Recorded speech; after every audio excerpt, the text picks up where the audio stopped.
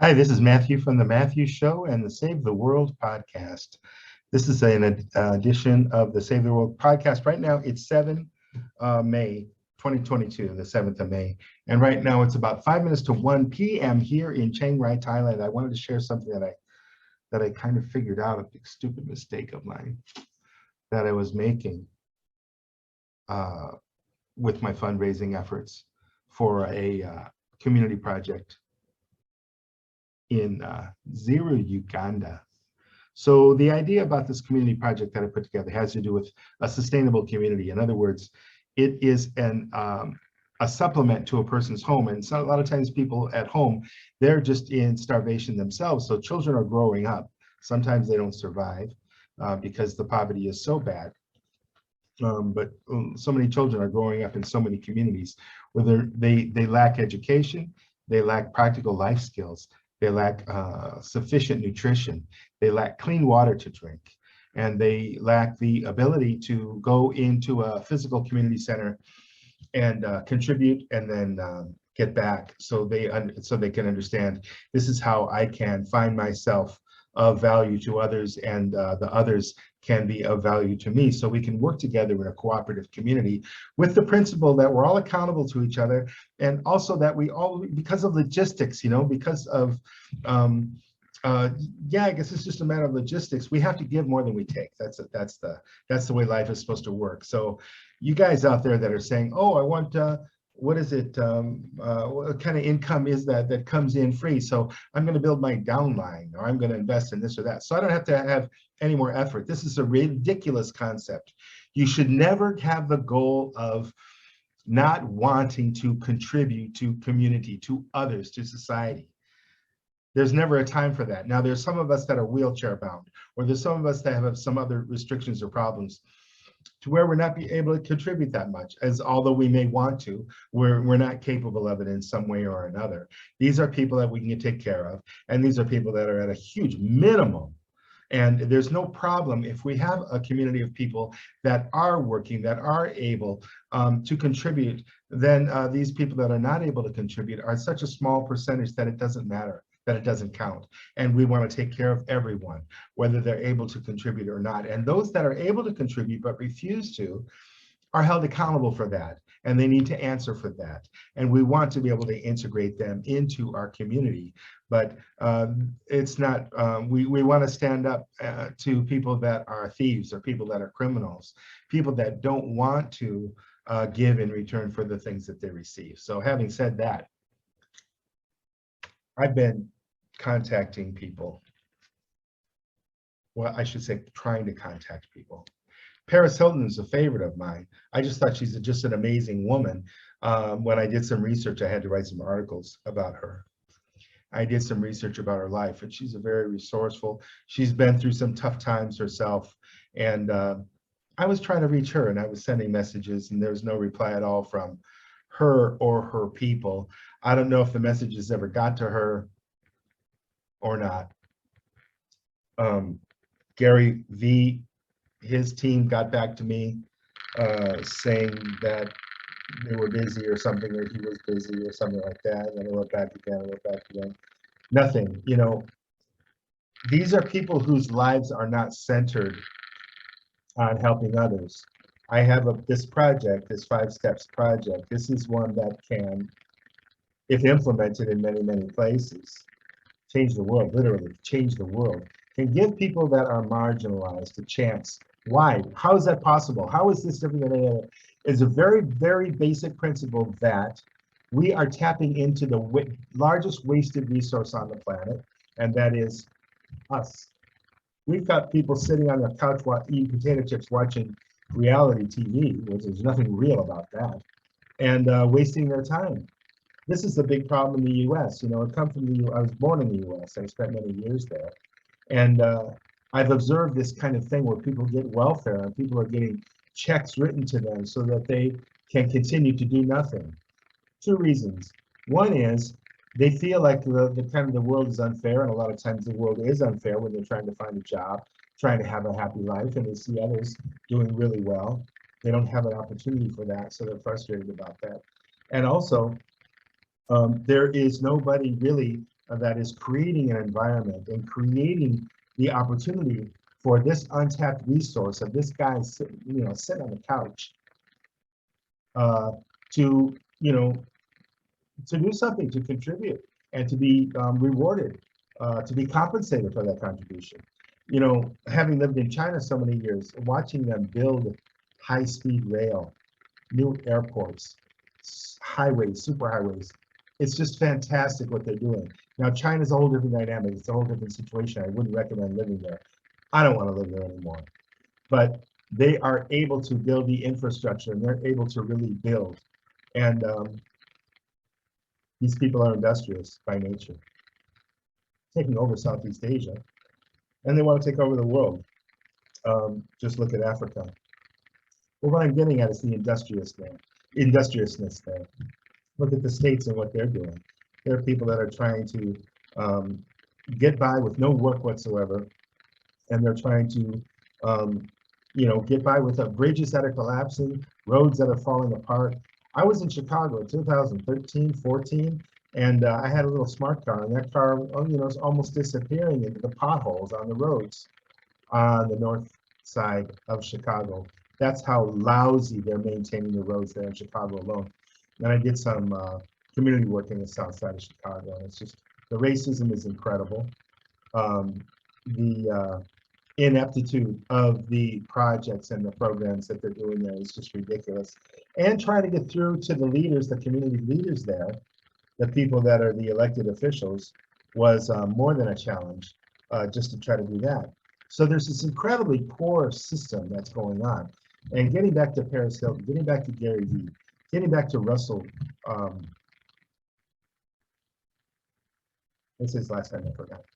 A lot of people that have been trying to contact, anyone was stupid enough to try to contact Elon Musk, his mother, and his brother, just to say, hey, look, I got this project. Are you interested in supporting it? It's $125,000 for the project for a year, just to check out if this can work, to prove that it can work. And we'll do everything we can to fix any mistakes that we haven't anticipated, blah, blah, blah. Haven't heard anything back from any of them. Contacted dozens of celebrities and dozens of really rich people. Tony Robbins, great guy, love him, but he would not consider my project because I didn't have some of the official legal hoops. And so if you don't play the game with some of this registration and things like that, even though I'm not even in the States, then you're disqualified. Not based upon the validity of your project, the viability of the project, the value of the project, the quality of the project. None of those things are relevant. What's relevant is whether or not you signed this piece of paper and paid this fee to the US government. And if you've seen the way the US government is handling its population, you think it makes sense to jump through the hoops that they create?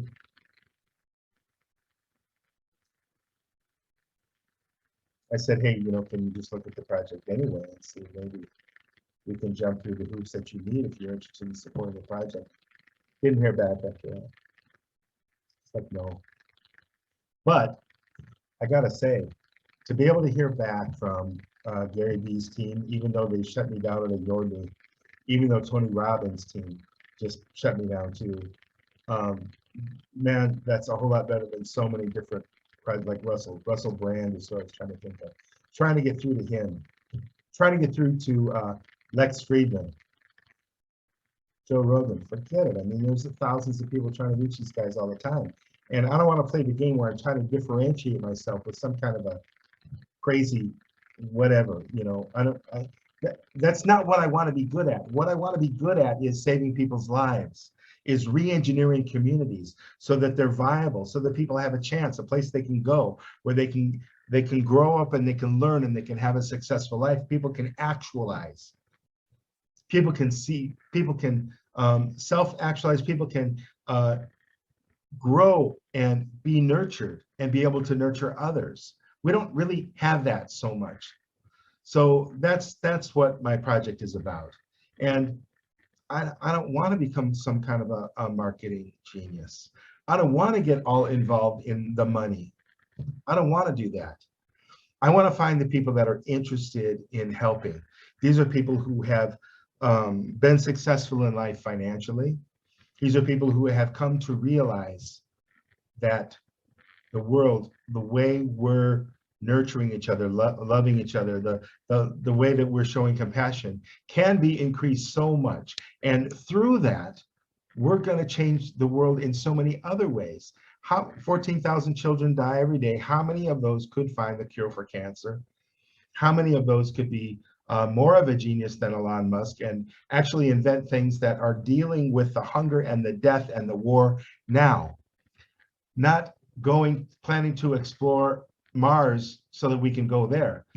Who's to say that a meteorite's not going to hit Mars and destroy whatever we set up there? Who's to say we're not going to have starving children on Mars? Because we got starving children here today, 14,000 a day, that are dying through our neglect.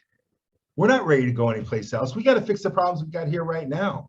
It's like when your bedroom gets dirty, you build another house. No, clean the freaking bedroom. We've got to get things together here. We've got to find out how to be compassionate and save each other. And there's absolutely no excuse. There's zero excuse that 14,000 children will die every day through our neglect.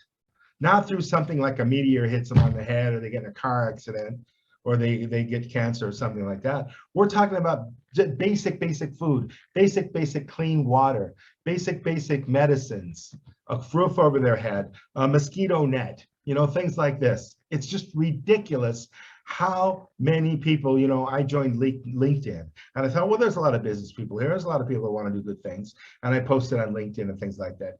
It's pitiful how many people will respond to the idea of doing something humanitarian. If people are all after the money and let's do the absolute minimum and make the absolute maximum amount of money that we can. And this exact lack of compassion is what allows these children to die. Well, I've got a 2-bedroom house. Why don't I move up to a bigger house? I'm making $1 million a year. Why can't I make $1.5 million or $2 million a year? So that I can have 5 bathrooms for 2 people instead of 3 bathrooms for 2 people. This is the way where so many people's heads are, and I'm not wasting my time on these people anymore. Let them do what they want. Do what you want, but you're sure not showing compassion. And that's what I think is more important. Believe it or not, I think it's more important to save a life than buy a new Tesla. That's where I'm coming from. And the people who don't see that or whatever, I don't get it. Not my world. So the stupid thing I was doing was pursuing people that are just after more clicks.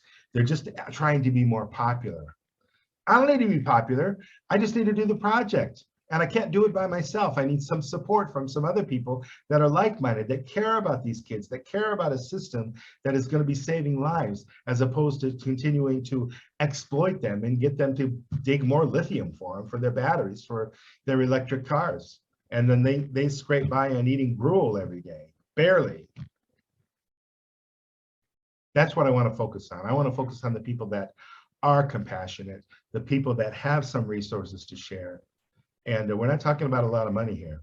And we're talking about millions and millions of people that are millionaires that have money that they could afford one of these community centers. All we want to do is a pilot, just one pilot, the first pilot, just to prove that it can be done, just to build a model, start to build a model. After that 1 year, I think it'll take 1 year, then we want to start two more. So we'll be looking for funding for 2 more for people that are that won't miss it, that won't miss that money. It's not coming out of their food budget. And there are enough people on the planet that are so darn rich, that have so much money just sitting in the bank, that we could save the lives of 1 billion people over the next several years. And that's the goal, to affect 1 billion people. And that costs $35 billion, less than Musk just bought Twitter for. But it's got to be step by step. We got to build this system, and we got to see how it works, and we got to refine it, and we got to fix it where it's broken. But we need a chance to get this thing going. So sometimes we need some seed money. So I'm going to approach some people that are maybe angel investors. They'll buy a high-tech company and they want, so much return and things like that. I'm going to see if some of these angel investors with millions of dollars sitting in the bank wants to invest $125,000 in humans, in human beings, so that we can save lives, so that we can help kids to get educated, so that we can establish this community center that is designed to, after a year, be completely self-supporting. That's right. You don't need to put any more money into it. It's not going to be a drain. It's going to support these people, and it's also going to have cottage industries where it can pay its own bills and it can take care of itself. We will own the land. With that 125,000 in Africa, we will own that piece of land, so we don't have to worry about mortgage payments and things like that. So there won't be a lot of overhead, but there will be food that will be available. But the people that eat that food and the people that contribute there are going to be the ones that are going to be producing that food. And recently, for me, I've decided to go vegan. I've done a lot of research on the concept, and I think that we don't need to kill, murder animals and eat their meat, steal their eggs, drink cow's milk, which is for cows. We don't need to do that to survive. In fact, my body is in lousy shape because I've eaten too much garbage in my life. And so starting tomorrow, I'm switching over to vegan, which just means plant-based, no animal products. And I'm looking forward to helping improve my heart condition, helping to improve my health, losing all this excess fat that I've stored through the years, having more vitality, having more energy. And I need to do that not only for my own self, for my ability to live, my ability to feel better, but also for my ability to work on these projects that I'm interested in. I need to have a lot of stamina. I need to be healthy. It's not going to help anybody, and it's not going to help the project, which is so dear to me, if I just die of a massive heart attack one day. So in the efforts to avoid that, and I'm realizing that we can do that at the community centers too. We can grow all our own food, and we can, I think, all our own food.